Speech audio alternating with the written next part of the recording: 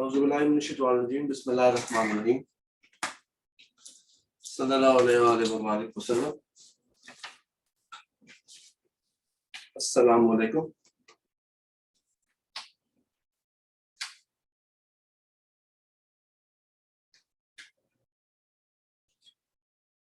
जी, आवाज और screen clear है?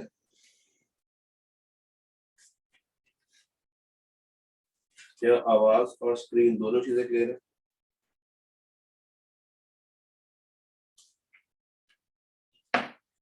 डन। ले जनाब, स्टार्ट करते हैं आज का area. Already we are much late in starting the class. अच्छा जी, कल आपसे कहा था कि आपको वीडियो मिलेगी पोर्टल पे, बट सर्वर एरर आ रहा था बार बार, तो मैंने खुद भी वो फिर वीडियो अपलोड नहीं करवाई। तो इंशाल्लाह ताला आज और कल, क्योंकि कल सैटरडे है, कल हमारा लेक्चर नहीं होगा, तो वो शायद मैं सैटरडे पे ही डाल दूं। एक आधी आज डाल दूंगा और फिर बाकी सैटरडे पे डाल दूंगा, ताकि सैटरडे वाले दिन लाइव लेक्चर नहीं होगा तो आप उस वीडियो से इस्तेफादा हासिल कर सकेंगे। ठीक, तो वो एक ऑल्टरनेट बन जाएगा हमारे एक लेक्चर का, जो कि हमारा सैटरडे को मिस होगा। तो अल्लाह के काम में बेहतरी होती है। ठीक है जी, कल के लेक्चर से कोई सवाल अगर है तो जल्दी से बता दें। Any question from yesterday's lecture तो प्लीज जरा क्विकली बता दें। चलो जी, शुरू करते हैं। आज हम लोगों ने पढ़ना है माइनर को। Minor admitted to benefits of partnership. Minor admitted, या इसको कर लेते हैं minors admission to the benefits of partnership. Minors admission to benefits of partnership।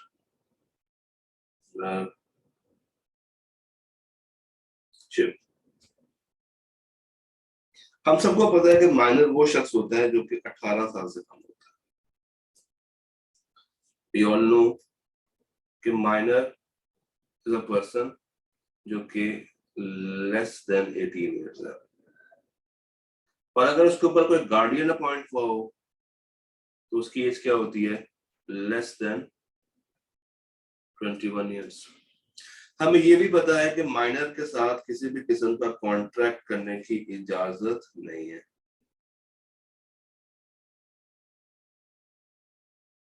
क्योंकि इसकी कॉन्ट्रैक्चुअल कैपेसिटी नहीं होती। और हमें ये भी पता है कि माइनर को बतौर एजेंट हम अपॉइंट कर सकते हैं।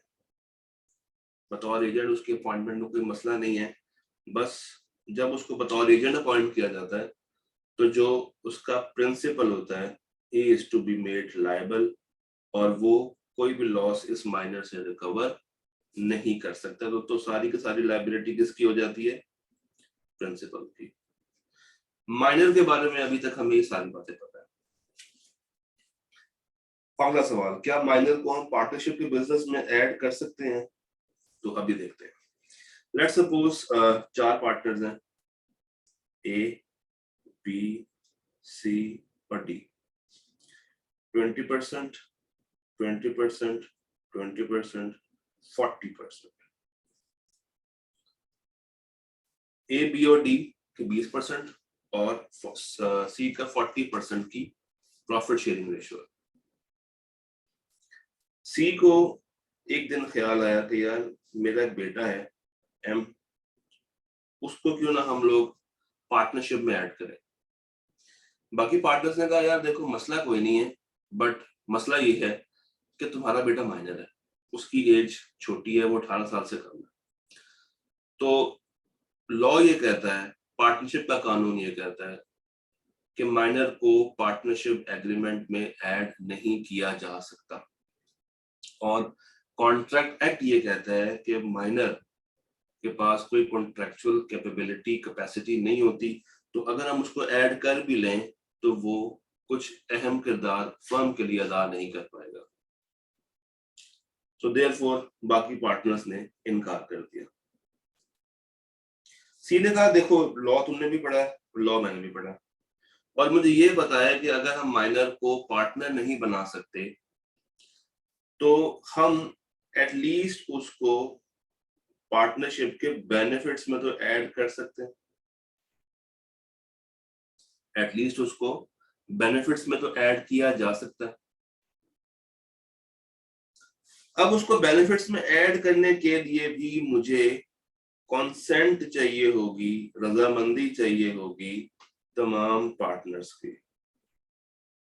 जब तक तमाम पार्टनर्स एग्री नहीं होंगे मैं उसको बेनिफिट्स में भी ऐड नहीं कर सकता, ये बहुत जरूरी है।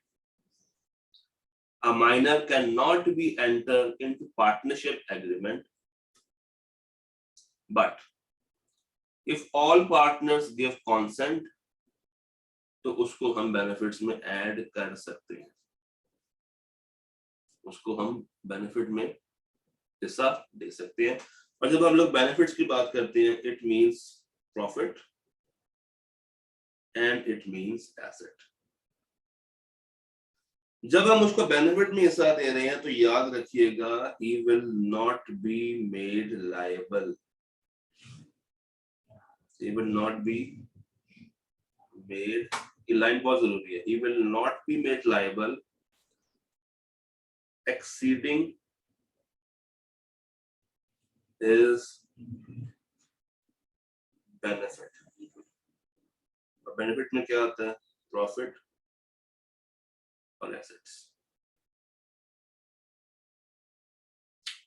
फॉर एग्जाम्पल मैं एक मिसाल देके बात क्लियर करता हूँ। फर्म को लॉस हो गया 20 लाख रुपए का, और जब 20 लाख रुपए का लॉस हुआ, पार्टनर ए ने अपना प्रॉफिट कुर्बान किया, प्रॉफिट कुर्बान करने के बाद उसने अपने एसेट्स कुर्बान किए, मजीद लॉस पूरा करने की खातिर उसने अपने घर का सामान भी बेच दिया, घर का सामान बेच दिया। बी ने भी इस लॉस के अंदर हिस्सा डाला, उसने भी अपना प्रॉफिट कुर्बान किया, अपने एसेट्स कुर्बान किए, उसने अपनी जाती गाड़ी बेच दी, अपनी जाती गाड़ी बेच दी। मगर ये जो माइनर है, ये जो माइनर है वो सिर्फ अपने प्रॉफिट या अपने एसेट तक का लायबल होगा, उससे आगे वो कोई लायबिलिटी बियर नहीं करेगा। तो हम ये कह सकते हैं कि ये लायबिलिटी इसकी लिमिटेड है, मगर बाकी पार्टनर्स की लायबिलिटी क्या थी? अनलिमिटेड। तो he will not be made liable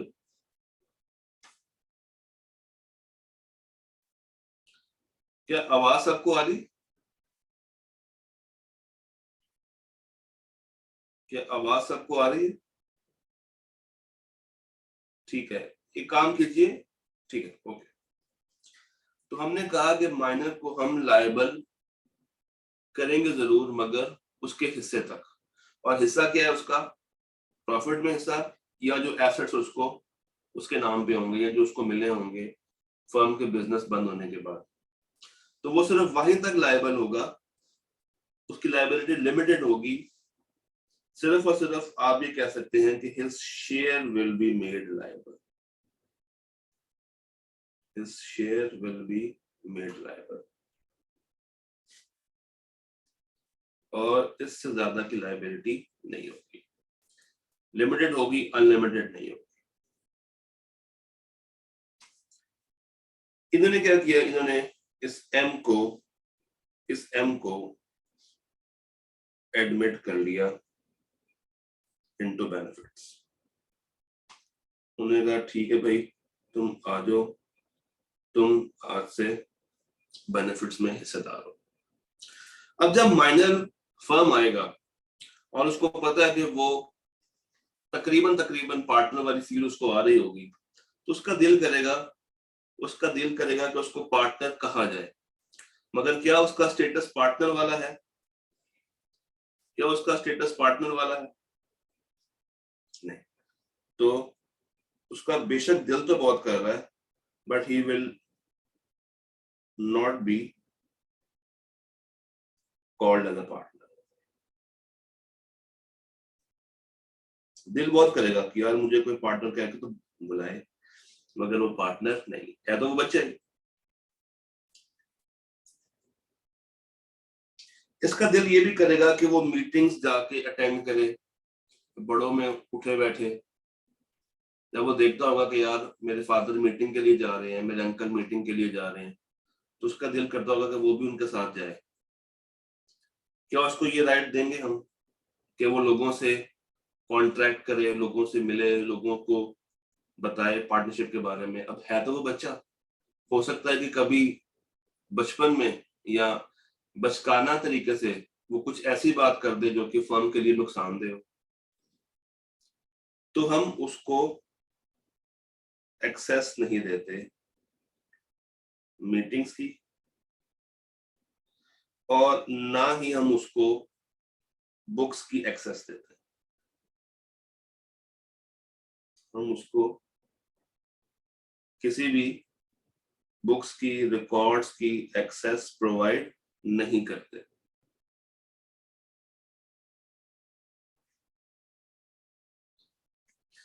क्या ये छोटा बच्चा बाकी पार्टनर्स पर केस कर सकता? क्या ये छोटा माइनर बाकी पार्टनर्स पर केस कर सकता? नहीं। तो he cannot file any case, any suit against partner। भाई एक दफा इसको प्रॉफिट कम मिला, इसने गुस्से में आके कहा कि मैं तुम्हारे खिलाफ अदालत में जाऊंगा, तो क्या ये पॉसिबल है? नहीं। तो नो सूट अगेंस्ट पार्टनर, वो अदालत में नहीं जा सकता। मगर क्या इसका ये हक है कि इसको बेनिफिट्स मिले, इसको उसका प्रॉफिट मिले जो एग्री किया था पार्टनर ने? उसका ये हक तो है ना। तो जब हमने उसको बेनिफिट्स में ऐड किया, तो उसका एक राइट डेवलप हो गया कि उसको शेयर मिलेगा इन प्रॉफिट्स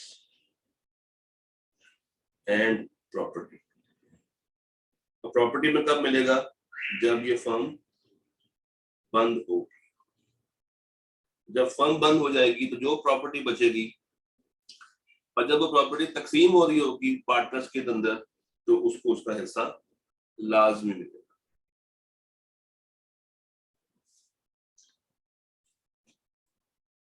यहाँ पे पार्टनर कहता है कि यार देखो, मेरे बच्चे को तुम जो सीक्रेट डॉक्यूमेंट्स हैं, सीक्रेट मिनट्स हैं, रिकॉर्ड्स हैं, तुम वो नहीं दिखा रहे, मुझे उससे कोई मसला नहीं है, वो भी छोटा बच्चे है, उसको समझ भी नहीं आ रही, मगर एटलीस्ट उसको अकाउंट से तो रूनमाई करवा दो, उसको इतना तो पता चले कि उसका प्रॉफिट कैलकुलेट कैसे होता है, ताकि कल को अगर मैं जिंदा ना रहूं तो कम से कम वो इतनी जंग तो लड़ सके तुम लोगों के साथ। इतना चेक एंड बैलेंस तो उसके पास होना चाहिए, इतना तो उसके पास राइट है। तो उसको हम क्या कहते हैं, सिर्फ बुक्स ऑफ अकाउंट्स की एक्सेस दे देते हैं। अदर देन दैट कोई रिकॉर्ड अगर वो मांगे भी तो उसको प्रोवाइड नहीं किया जाता। तो माइनॉरिटी के केस में, सॉरी माइनर के केस में, उसका राइट है कि वो प्रॉपर्टी में हिस्सेदार बने जब फर्म बंद हो, और जब तक फर्म चल रही है तो उसके जो प्रॉफिट्स आ रहे हैं वो उसको मिले। उसका ये राइट है कि वो अकाउंट्स को एक्सेस कर सके, मगर सीक्रेट बुक्स को नहीं। उसकी लाइबिलिटी हम लोगों ने देखी कि उसकी लाइबिलिटी लिमिटेड है, पर्सनल वो लाइबल नहीं है, और जो उसकी लाइबिलिटी है वो अप टू हिज शेयर है। वो पार्टनर नहीं कहलाएगा, वो केस नहीं कर सकता, और वो बुक्स ऑफ अकाउंट्स के अलावा कोई और किताब भी नहीं देख सकता। यहां तक मुझे बताइए कोई सवाल, कोई मसला, कोई परेशानी?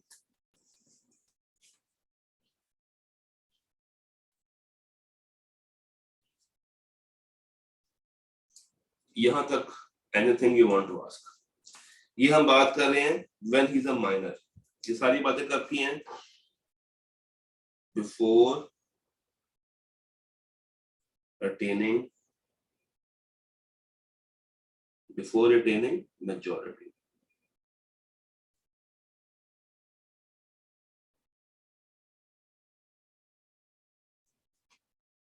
ठीक। अच्छा, क्या माइनर एक हमेशा माइनर ही रहेगा या वो वक्त के साथ साथ बड़ा भी हो रहा होगा?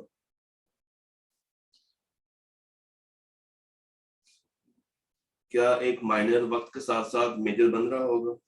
क्या छोटे बच्चे बड़े हो जाते हैं? ले जनाब, एक टाइम आया कि ये मेजर बन गया, मेजर पर्सन बन गया। अब ये छोटा बच्चा नहीं है। जब ये मेजर बन जाए तो उसको डिसाइड करना है। इसको अब क्या करना है? इसको एक डिसीजन मेकिंग प्रोसेस से गुजरना है। इसको एक डिसीजन मेकिंग प्रोसेस से गुजरना है।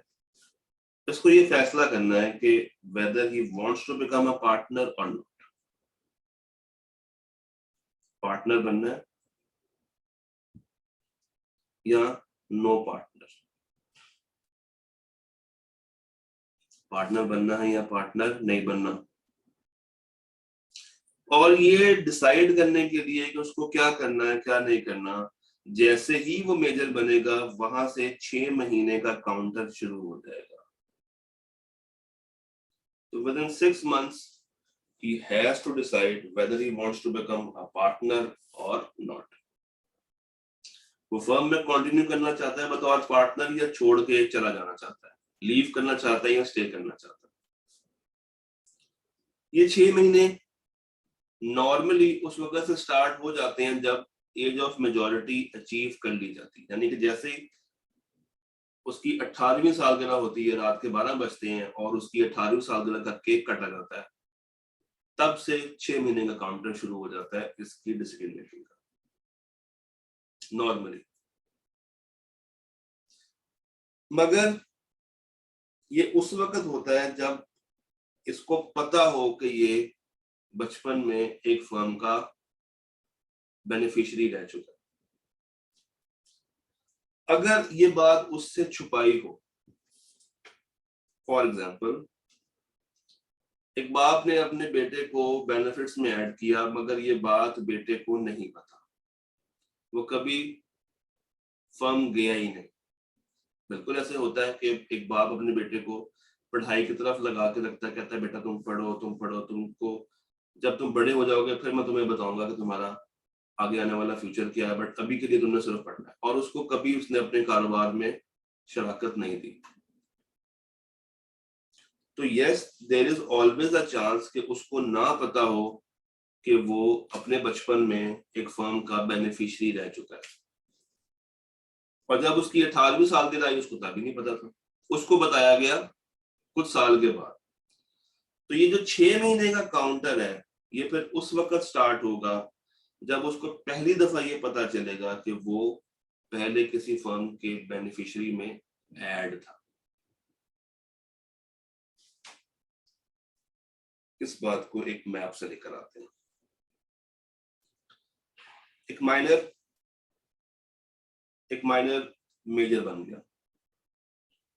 अब यहां पे दो बातें हैं। he knows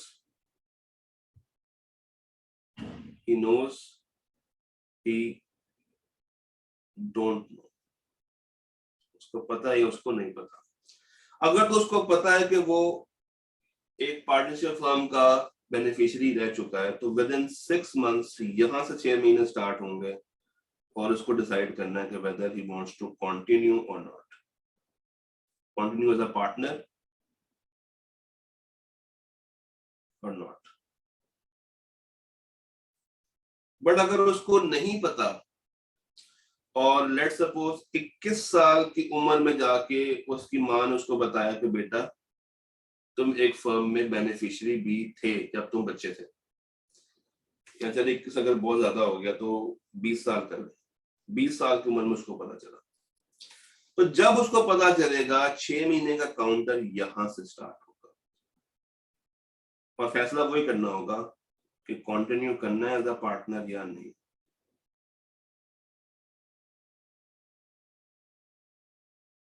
कंटिन्यू करना है एज अ पार्टनर या नहीं।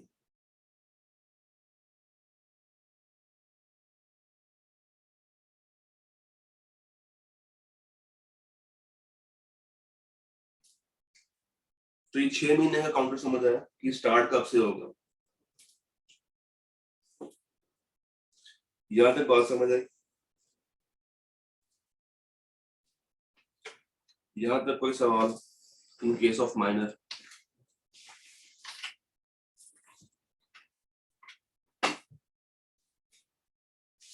अच्छा, डिसीजन मेकिंग का जो भी फैसला आए या जो भी फैसला वो करे, he has to give a public notice in both cases। बनना है तब भी, नहीं बनना है तब भी, उसको पब्लिक नोटिस देना पड़ेगा ये अनाउंस करने के लिए कि वो पार्टनर बन रहा है या पार्टनर नहीं बन रहा। और अगर वो पब्लिक नोटिस ना दे, अगर वो पब्लिक नोटिस ना दे और 6 महीने का टाइम पीरियड गुजर जाए तो he will be deemed to become a partner. Public notice देना जरूरी है। अगर ये नोटिस नहीं दोगे, अगर ये नोटिस नहीं दोगे और 6 महीने का काउंटर खत्म हो जाएगा, वो 6 महीने ये वाले भी हो सकते हैं, वो 6 महीने ये वाले भी हो सकते हैं। अगर नोटिस नहीं दिया तो you will be deemed to be partner, deemed to be partner. और ये साबित करना कि उसको नॉलेज थी या नहीं थी कि वो बचपन में पार्टनर था या नहीं था, ये बर्डन ऑफ प्रूफ किस पे जाएगा? उसी बंदे पे जाएगा। तो ये फिर अदालत फैसला करेगी कि उसको पता था या नहीं था, वो तमाम सबूतों और गवाहों को मद्देनजर रखते हुए फैसला करेगी। उसका हमसे कोई लिंक नहीं है, हमें बस ये पता है कि बर्डन ऑफ प्रूफ किस पे जाएगा? उस बंदे पे जाएगा जिसने साबित करना है कि उसको नॉलेज थी बचपन में या नहीं थी। यहां तक कोई परेशानी, कोई सवाल, कोई मसला?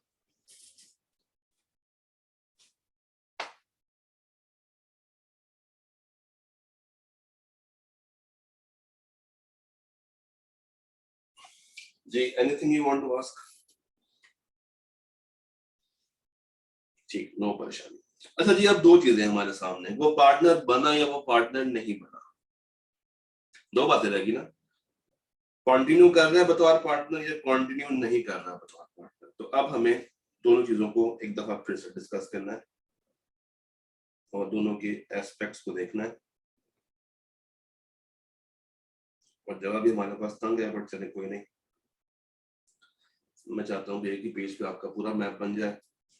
लेट्स सपोज वो कहता है कि जनाब yes I want to become a partner, yes partner, और एक तरफ वो कह रहा है नो, तुम लोग बहुत बुरे हो, नो पार्टनर।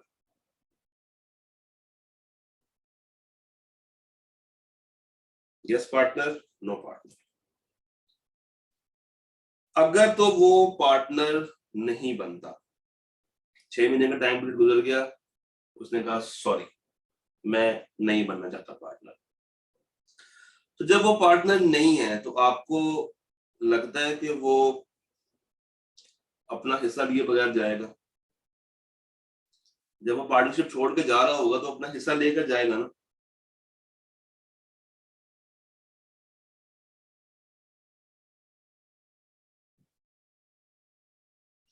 जब वो पार्टनर नहीं बन रहा तो जो उसका हिस्सा फर्म में है, क्या वो हिस्सा उसको मिलेगा?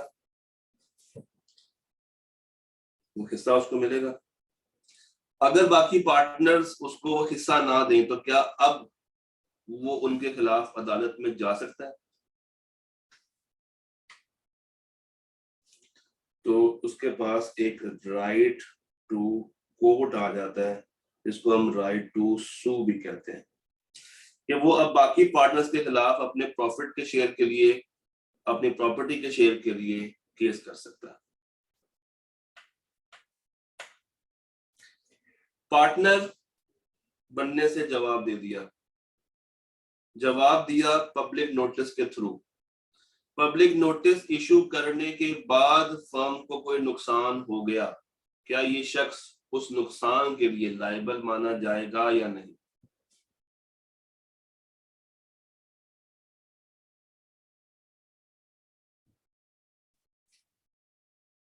इसका आंसर दें।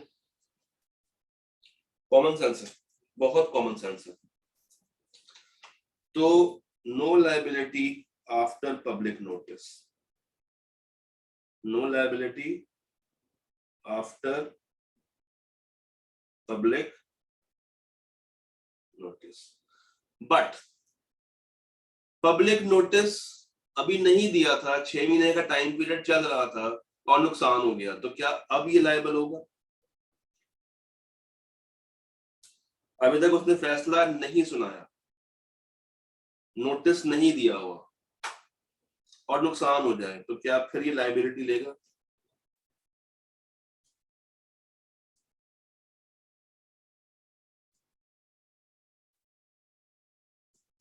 फिर ये लायबिलिटी लेगा। तो बिफोर नोटिस लायबिलिटी है, और जैसे ही उसने नोटिस दे दिया उसके बाद कोई लायबिलिटी उसकी नहीं है।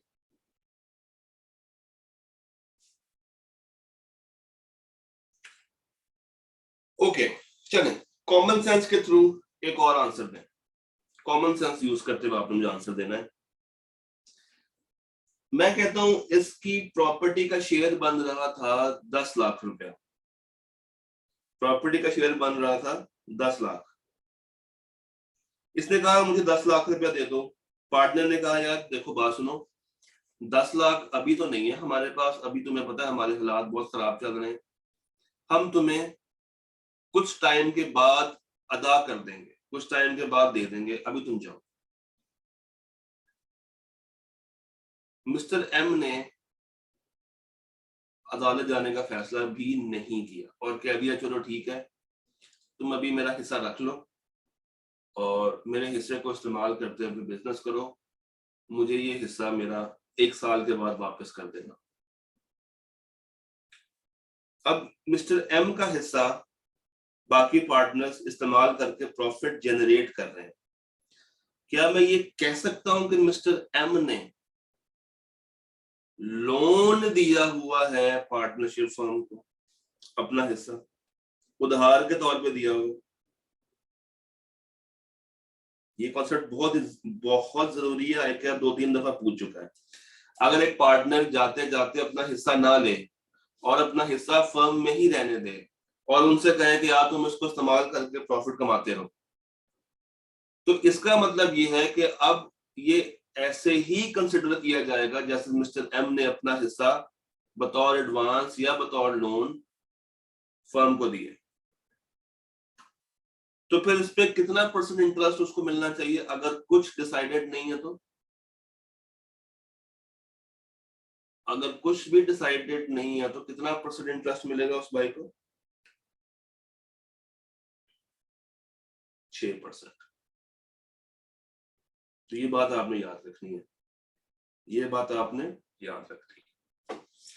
अच्छा जी, लेफ्ट साइड पे आ जाए, लेफ्ट साइड पे आ जाए। वो कहता है कि जनाब yes I want to become a partner, I want to be a super hero, मुझे पार्टनर बनना है। अब जब वो पार्टनर बन गया तो क्या वो लिमिटेड लायबिलिटी रखेगा या उसकी लायबिलिटी भी अनलिमिटेड हो जाएगी?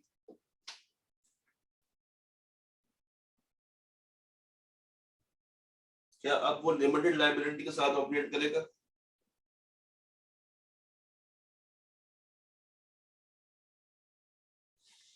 अब उसकी लायबिलिटी क्या हो जाएगी? अनलिमिटेड, अनलिमिटेड हो जाएगी। क्या अब उसको प्रॉफिट शेयरिंग रेशियो के मुताबिक प्रॉफिट भी मिलेगा, एसेट्स भी मिलेंगे फर्म के? क्या अब वो पार्टनर कहलाने के काबिल होगा? यानी कि जो जो यहाँ पे रिस्ट्रिक्शंस थी वो सारी की सारी रिस्ट्रिक्शंस क्या हो जाएंगी, खत्म। अब वो पार्टनर भी कहलाएगा, उसको एक्सेस भी होगी, और अब वो बाकियों के खिलाफ अदालत में भी जा सकता है अगर बाकी नाइंसाफी करें।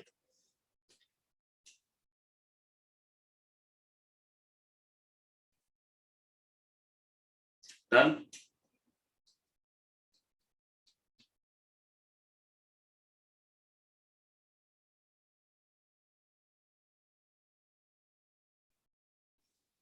अब एक आखिरी बात जो कि इस टॉपिक से है वो सुन लें, जरूरी बात है। हमने कहा था कि जब तक वो माइनर है वो लिमिटेड लायबिलिटी रखता है, ये चीज पड़ी थी कि जब तक वो माइनर है वो लिमिटेड लायबिलिटी रखता है। अब ये बात भी याद रखें कि जैसे ही वो पार्टनर बनेगा तो जो पिछली लायबिलिटीज हैं जिसका शेयर इसको नहीं मिल रहा था क्योंकि इसकी लायबिलिटी लिमिटेड थी, वो पिछले नुकसान के लिए भी लायबल माना जाएगा। पार्टनर बनने के बाद एक नुकसान जो उसको मिलेगा वो ये कि तो वो तमाम लायबिलिटीज जिसमें इसने अपना हिस्सा नहीं डाला था, अब उसको वो तमाम लायबिलिटीज भी अदा करनी पड़ेंगी। अदा तो खैर उस टाइम पे पार्टनर्स ने कर दी होंगी, तो टेक्निकली उसको बाकी पार्टनर्स को रीइंबर्स करना पड़ेगा। तो लायबिलिटी रेट्रोस्पेक्टिव आएगी, प्रोस्पेक्टिव नहीं होगी। पीछे से उसकी लायबिलिटी ऐड होना शुरू हो जाएगी, और जो मेजर बनने के बाद उसको प्रॉफिट मिलेगा वो तमाम लायबिलिटीज उसमें से डिडक्ट की जाएंगी। ये बात आपने याद रखनी है। तो पर्सनल लायबिलिटी शुरू हो जाएगी since the date of becoming major, मगर कहां से? उस दिन से जिस दिन से वो बेनिफिट्स में ऐड हुआ था। तो जो लायबिलिटियां उसने लिमिटेड कह के नहीं दी कि मैं बस यहीं तक लायबल हूं, अब वो ऊपर वाली अमाउंट भी पे करनी पड़ेगी। जैसे इसने घर का सामान बेचा था, जैसे उसने गाड़ी बेची थी, तो अब ये पार्टनर बनने के बाद इन दोनों को क्या करेगा, reimburse. Done. This was all about minors admission to benefits.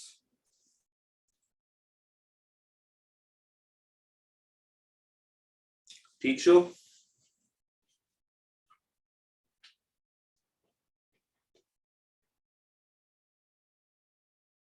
ये यहां तक क्लियर हो गया, माइनर क्लियर हो गया। चलिए, अगर आपको माइनर क्लियर हो गया तो एक इसी से मिलता जुलता सा टॉपिक, बल्कि पहले काम करें, इसका एक स्क्रीनशॉट ले लें इस पूरे मैप का, इस पूरी कहानी का, ताकि रिवीजन के टाइम आपके पास ये हो और आप उसको कुछ मिनट्स में तैयार कर लें।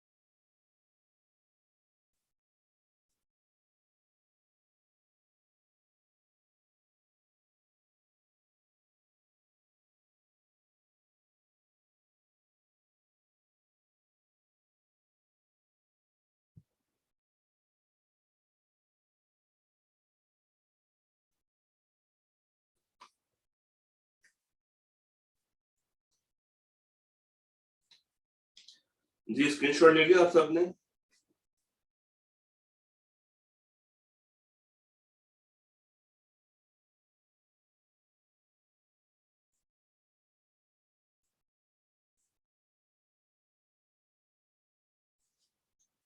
अच्छा जी,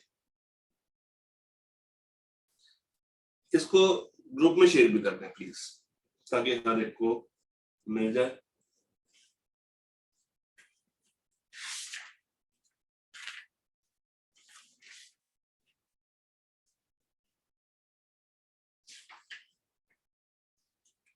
इसी से मिलता जुलता एक कॉन्सेप्ट, इंटरेस्टिंगली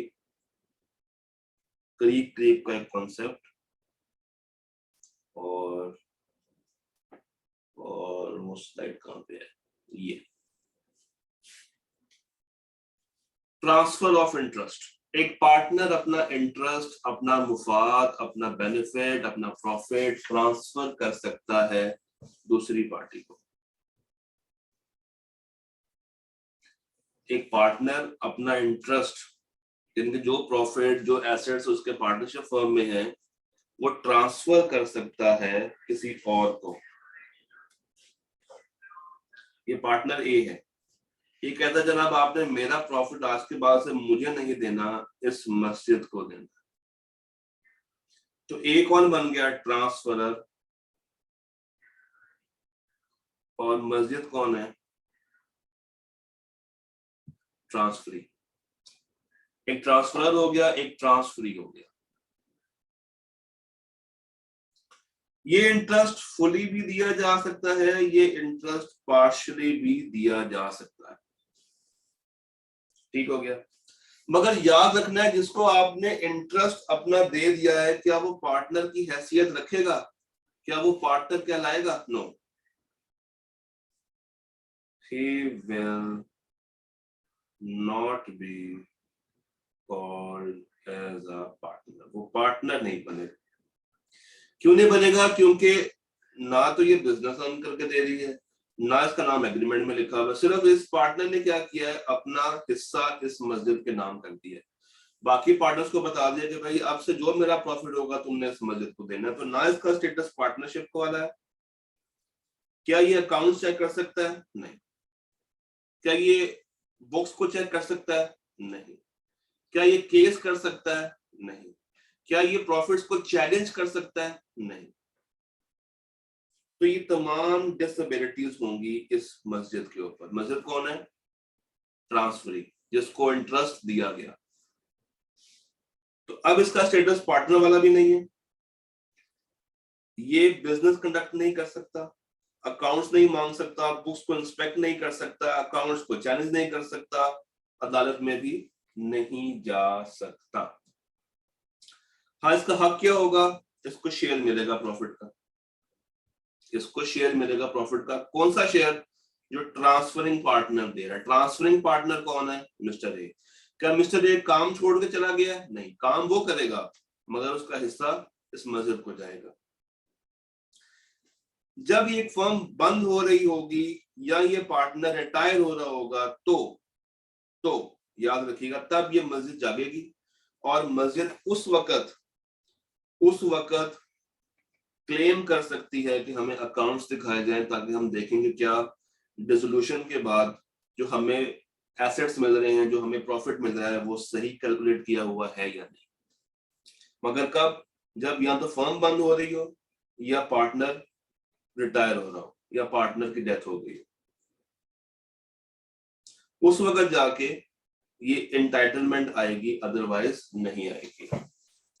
तो ये एक कनेक्टेड सा टॉपिक है, छोटा सा, जो कि आपने देख लिया। ठीक, आज की वीडियो के साथ, मतलब आज के लेक्चर के साथ, जो चैप्टर नंबर 13 का बकाया हिस्सा है, मैं वो अपलोड करूंगा, और कल सैटरडे वाले दिन तीनों चैप्टर्स के पास्ट पेपर्स अपलोड करूंगा। ठीक, तो इसके साथ हमारा ये पार्टनरशिप का एरिया खत्म हो जाएगा। अब जो एरिया रह गया वो क्रैमिंग बेस्ड है, तो आप वहां से कर सकते हैं। जो लॉजिकल बातें थी वो मैंने आपको लाइव करवा दी। ठीक हो गया जी। मिलते हैं इंशाल्लाह ताला आपसे अगले वीक में मजीद चैप्टर्स के साथ। अल्लाह हाफिज।